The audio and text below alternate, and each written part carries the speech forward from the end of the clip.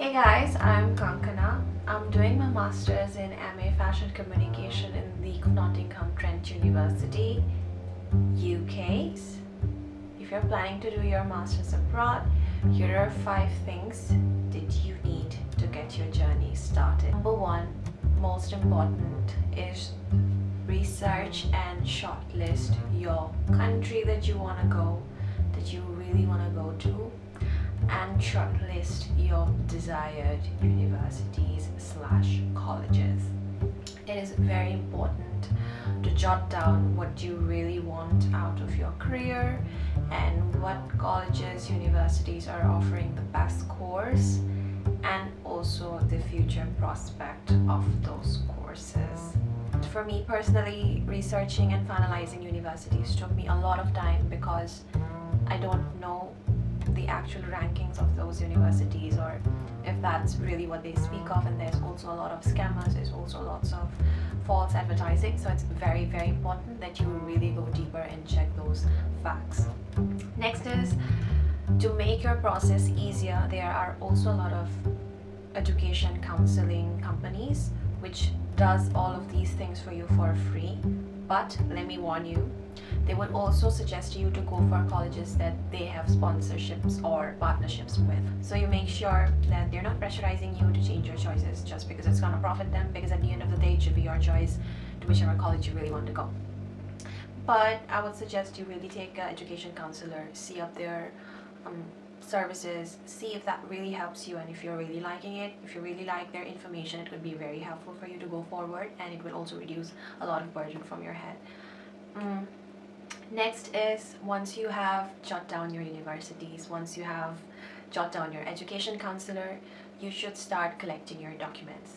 Now, what documents? What documents do I need? How do I know that? That you will know at your specific university's application form. They will let you know what else documents do you need. For me personally, I needed all of my mark sheets, including my 10th, 11th, 12th. If there's any achievements that I needed, an LOR, 2 LOR actually. You can get that from your professor, or if you have work experience, you can get that from the recruiter or from your manager that you used to work with. Those two are very important. Apart from that, you might also need an IELTS test report.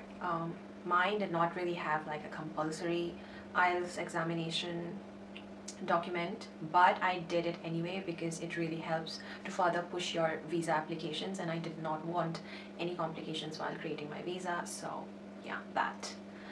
Next is, you also have to make an arrangement of all the documents, because collecting the documents requires a lot of time, especially if you're like a fresh graduate. You would need all of your mark sheet which are officially stamped and signed by the college authorities, otherwise they would reject it. Now, coming back to the hard part, this is the main part of your application, which is going to make it or break it if your study abroad journey is going to be successful or not, and that is writing your SOP. So SOP, or statement of purpose, your application essay, whatever you want to call it. I had to write an SOP where I had to demonstrate why I was a good fit for their university and what differentiation or unique abilities I bring to the table that is not with anyone else but only with myself. So sometimes while taking education counselor, what happens is they do give guidance regarding SOPs, but due to a hefty amount of workload, they're not really paying much attention to what you're really writing. They would only skim through above, but they won't go deeper. So it's very important before submitting your SOPs, make sure you give it to your friends, your family to read it multiple times and make sure it's the best written material that you have possibly written. And after your application has gone through, you've got the acceptance, unconditional acceptance letter, all of your documents are done. Arrange your funds immediately or as soon as possible, and after you've arranged your funds, apply for the visa. Now, I really don't know which country you're going for, so it will depend from country to country. Since I went to the UK, we also had like a lot of rejection cases, so I was really scared about it. So make sure you give authentic documents and don't play with it. Just give authentic documents that are verified by them. And for visa, of course, it might take some people a lot of time, so make sure that you apply visa as soon as you get your application accepted. Next is after you've done your visa, you've got your visa, and then look for accommodation.